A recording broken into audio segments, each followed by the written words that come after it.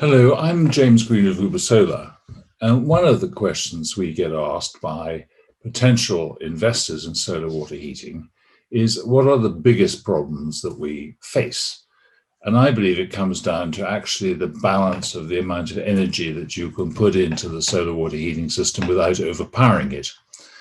And if one looks at it from a technical standpoint, basically in South Africa, under the SANS 1307 regulations, the minimum amount of energy one's allowed to put in is 5 megajoules per 50 litres, and the maximum is 10 megajoules per 50 litres, which is completely meaningless to you and to just about everybody.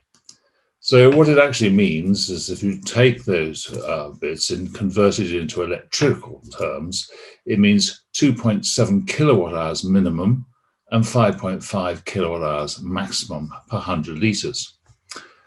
So the solar conundrum for the designers of solar systems, such as ourselves, is that too little energy going into the system means not enough hot water. In fact, you might as well forget it, not bother at all. And too much energy means that it's potentially dangerous because of the potential for overheating. So fortunately, Uber Solar came up with a solution, and we're one of the only people who ever should have done so. And we've done it by actually going backwards to nature, and we vent the solar manifold. So rather like a pot of hot water on a stove, it cannot get hotter than around 94, 95 degrees in the high veld, 99 degrees on the coast. And by keeping the maximum temperature to below boiling, we overcome what is referred to as wet stagnation. In other words, it overcomes the problem.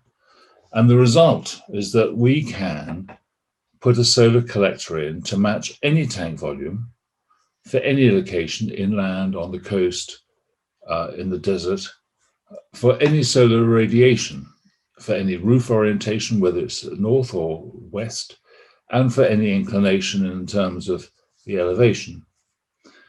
And the benefits of that are that our systems are safer than other high-pressure solar water heating systems because it is vented and it can't overheat. The technology will result in much more robustness and a longer life and lower maintenance. It also means that we can provide you, the consumer, with more hot water and more electrical savings, and that in turn results in higher financial savings and a higher return on investment. So we've overcome the problem of overheating, and we don't have the problem of too little. And with that, I'd like to say thank you very much for listening. If you have any questions, as usual, please come back to us. Please like this video if you'd like to. And thank you very much for listening. Goodbye.